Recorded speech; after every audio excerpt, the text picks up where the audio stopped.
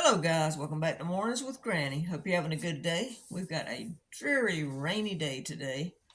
It's probably going to be about 50 today, and it's one of those days you just want to stay in the house, curl up with a good book. I wanted to show some mail I received. I've received a lot of cards, and I'm trying to go through a few at a time, and hoping I'm not duplicating.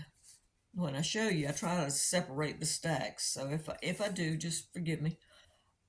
This is from the Knox family, and they are in Tennessee. This is from Keisha. I hope I'm saying that right. Keysa in California. Get the glare off of it. This one is from the Storm family, and they are in California. This is from Paula, and we've heard from Paula before, and she is in Maryland. And then we also have one from Deb, and Deb is in New York. Thank you, Deb. And from Justin in Virginia. Oops, get the glare off. Thank you, guys. I love hearing from you guys. My granddaughter was talking to me the other day, and we were talking about things to do on the YouTube channel. I'm looking for my coffee. And she said, I like to hear your stories. So I thought I would tell a story today. It's not a funny story, but it is something that happened to me. So, as you know, I lived and worked at a beach in South Carolina. One of the jobs I had was for a motel. We were oceanfront on Ocean Boulevard, and my job was to set up breakfast in the mornings. I'd go in at 6 and set up breakfast. And then I also worked the front desk when they needed me to, morning or night. And I also cleaned rooms if they needed it, or laundry. So that morning, I had went to open. It was about 5:45 maybe. I wanted to get everything ready to open at 6. And I look across the street, and there's this young girl. I call her a kid because to me she was. She looked like she might have been 20, maybe 5 foot, maybe about 90 pounds, very petite. And her and this guy was fighting, and he was taller than me and probably had about 50 pounds more weight than me. And they were fighting, and when she saw me opening the door to the motel office, she come running across the street hollering, help me. Well, I opened the door and opened it enough for her to slip through. Well, he was fast, and he pushed on the door before I could get it shut, so he shoved his way in. And I'm screaming at him to leave, and he's still screaming at this child, or kid, young woman, whatever you want to call her. And I put her behind my back and reach in and get my cell phone to call the police.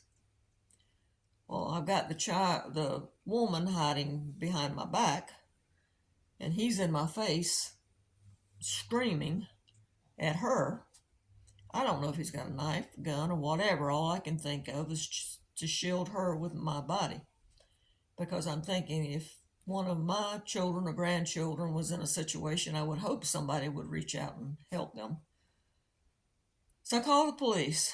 15 minutes later, I'm still standing here with her behind me and doing a dance around in the lobby, trying to keep him away from her and him still in my face, screaming. So 15-minute mark, no police. Calling again. It took them 30 minutes to get there. And they took them outside and settled the problem. What the problem was, it doesn't matter. Doesn't matter. It was just, I needed to shield this woman from this man because he was going to hurt her. And I got to thinking about that. And that's what God does for us.